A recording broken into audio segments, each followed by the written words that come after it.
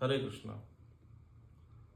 व्यक्ति का यदि उद्देश्य लक्ष्य ईश्वर प्राप्ति हो, उस रास्ते में यदि कोई गलत कार्य भी हो जाए जाने या अनजाने में, तो उसमें दोष नहीं लगता, झूठ बोलने पर दोष नहीं लगता। क्योंकि जब गीता में भगवान कृष्ण अर्जुन को ये बोलते हैं कि इनको बाण से मारो धर्म की रक्षा के लिए, तो बार बार अर्जुन ये कह रहा है कि ये मेरे पितामह हैं, ये मेरे गुरु हैं, ये मेरे आचार्य हैं, ये मेरे भाई हैं। तो भगवान ने ये कहा कि तुम अपना मन मुझ में लगा दो, अपना मन मुझ में लगा दो और उसके बाद इनको मार दो।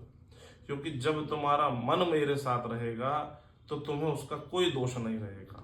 जैसे जब हजारों की भीड़ इकट्ठी होती है किसी आंदोलन, चुनाव के आंदोलन में या क्रांति करने या कोई विरोध करने, तब मजिस्ट्रेट ऑर्डर जब कर देता है सिपाहियों को कि गोली चला दो, उसमें 2-3 लोग मर भी जाते हैं, तो क्या केस लगता है? नहीं लगता ना। अगर मान लो उससे पूछा जाए कि भाई तुमने क्यों मार दिया, 3 आदमी मर गया, 2 आदमी मर गया, तो वो बोल देता है सुप्रीम पावर, मजिस्ट्रेट से बात करो, मजिस्ट्रेट का ऑर्डर था। क्यों? क्योंकि वहां मन जो था मजिस्ट्रेट के ऑर्डर पे चल रहा था, कोई उसकी व्यक्तिगत दुश्मनी नहीं थी उन जनता से। मजिस्ट्रेट से पूछा भाई क्यों आदेश किया, बोले भाई नहीं मारते तो हजारों लोग मर जाते, इसीलिए आदेश दिया। ऐसे ही गीता में ठाकुर जी अर्जुन को यह समझा रहे हैं कि तुम अपना मन मुझ में लगा दो, बाकी सब छोड़ दो, ये कोई नहीं है। जब आपका उद्देश्य ठीक हो, धर्म प्राप्ति का उद्देश्य हो, भगवत प्राप्ति का उद्देश्य हो, तो उसमें जो भी हमसे पाप, अपराध, झूठ बोला जा रहा है या होता है, उसका दोष नहीं लगता। परंतु उद्देश्य, लक्ष्य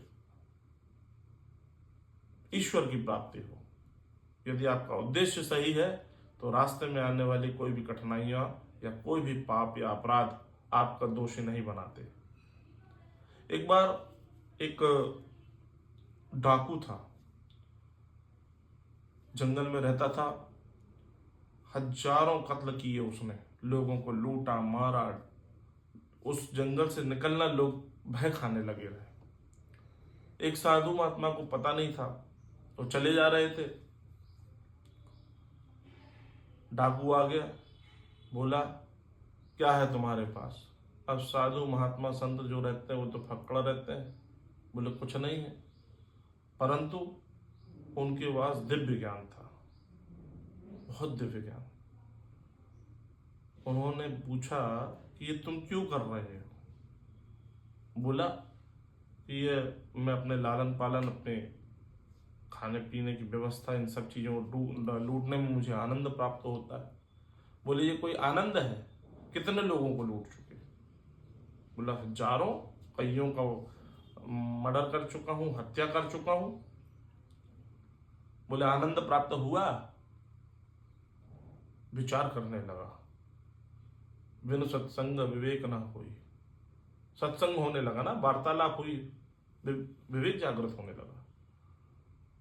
महाराज के चरणों पे बैठ गया, बोले हाँ महाराज, बात तो ठीक कह रहे हो, मैंने हजारों लोगों को मार डाला, परंतु आज भी संतुष्टि नहीं है, कहीं कोई आनंद प्राप्त नहीं हुआ।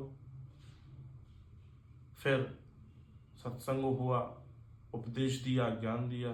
आखिरी में डाकू महाराज जी के चरणों पे बैठा, बोले महाराज अब जो पाप हो गए हैं उनको कैसे हम काटें? तो बोले एक काम करो, जाओ तीर्थ यात्रा करो और एक डगाल दे दी उसको सूखी। बोले जब ये हरी होने लगे और जब ये पूरी हरी हो जाए दर्शन करते करते, तो लौट के आना, मैं तुमको यहीं मिलूंगा, समझ लेना तुम्हारे पाप कट गए।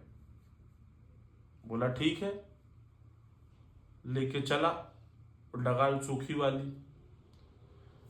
पहुंचा, रात्रि हो गई, गांव में पहुंचा, एक पेड़ के नीचे जाके रात्रि में विश्राम करने लगा। विश्राम कर रहा था तो उस पेड़ के ऊपर 4-5 लोग बैठे थे। वो वार्तालाप कर रहे थे कि आज इस पूरे गांव को जला देंगे, जितने लोग हैं सबको मार डालेंगे। क्योंकि वो जो 4-5 लोग थे, गांव वालों ने उनकी शिकायत की थी तो उनको दंड मिला हुआ था, थाने कोर्ट कचहरी हो गई थी और कई सालों की सजा काट के आए थे। और नीचे जो डाकू सो रहा था वो ये सब सुन रहा था कि आज ये पूरे गांव को जला मारेंगे। उसने बोला, क्योंकि अब देखिए सत्संग से विवेक तो प्राप्त हो ही गया था, तो उसने ये विचार किया कि मैंने तो हजारों लोगों को मार डाला है, यदि ये 3-4 लोग को और मार देंगे तो क्या होगा, परंतु इतना बड़ा गांव तो बच जाएगा। तो खड़ा हुआ, आवाज मारी, बोला क्यों, कौन हो, नीचे आओ। एक कूदा, बोला मैंने तुम्हारी बात सुन ली है, और सीधे फरसा उठाया और गर्दन पे एक एक करके 4-5 कूदे, सबको निपटा दिया। क्योंकि बलशाली भी था, हजारों लोगों को मार चुका था।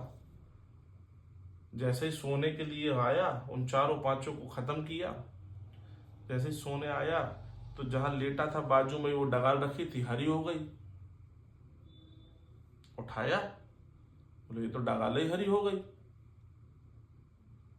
फिर बात याद आई कि महात्मा ने कहा था जैसे ये डगाल हरी हो जाए तुम लौटे आना, तुम्हारे सारे पाप कट जाएंगे। दूसरे दिन पहुंच गया, महात्मा जी वहीं विश्राम कर रहे थे। पहुंचे, बोले इतनी जल्दी तुम तीर्थ हो आए सारे? बोले नहीं नहीं महाराज, मैं तो कोई तीर्थ गया ही नहीं, मैं तो थोड़ी दूर पहुंचा था, रात्रि हो गई, गांव में एक विश्राम करने रुक गया, तो वहां पर मैं सवेरे देखा तो ये हरी हो गई थी डंडी। बोले कैसे हरी हो गई थी? बोले कुछ नहीं, 5 लोगों को और मार दिया। बोले कैसे 5 लोग को मार दिया? फिर उसने घटना सुनाई कि मैंने इतने लोगों को मारा था और आपने कहा था कि उद्देश्य यदि ठीक हो तो भगवत प्राप्ति हो जाएगी, तो मैंने तो ये विचार किया कि इन 4 को मार दूंगा तो कम से कम पूरा गांव बच जाएगा। तो यहाँ पर महात्मा बड़े आश्चर्य में। फिर महात्मा जी ने कहा कि वाकई तुम्हारे सारे पाप कट गए। क्यों? क्योंकि तुमने उन 4 को मार के पूरे गांव की रक्षा कर दी। तो ये भगवत कृपा होती है। एक बार लंका में विभीषण जी राम जी के अनन्य भक्त थे, तो उनके महल के बाहर लिखवा दिया उन्होंने राम। तो रावण के जो सैनिक थे, पढ़ा राम लिखा है, जाके बताया रावण को, महाराज आपके शत्रु का नाम लिख लिया है बाहर। बोले अच्छा। रावण पहुंचा, रावण जाकर पूछा क्यों, ये राम मेरे शत्रु का नाम क्यों लिखा है? बोले नहीं महाराज, आप ही का नाम है। बोले कैसे? बोले रा से रावण, माँ से मंदोदरी, भाभी का नाम है, तो मैं तो आप दोनों का ही नाम लिखा हुआ। तो यहाँ झूठ बोलने पर भी दोष नहीं लगा। क्यों? क्योंकि लक्ष्य क्या है? भगवान राम की प्राप्ति, भगवान कृष्ण की प्राप्ति। इसलिए यदि हमारा उद्देश्य ठीक होगा तो भगवत प्राप्ति अवश्य होगी। जय श्री कृष्ण।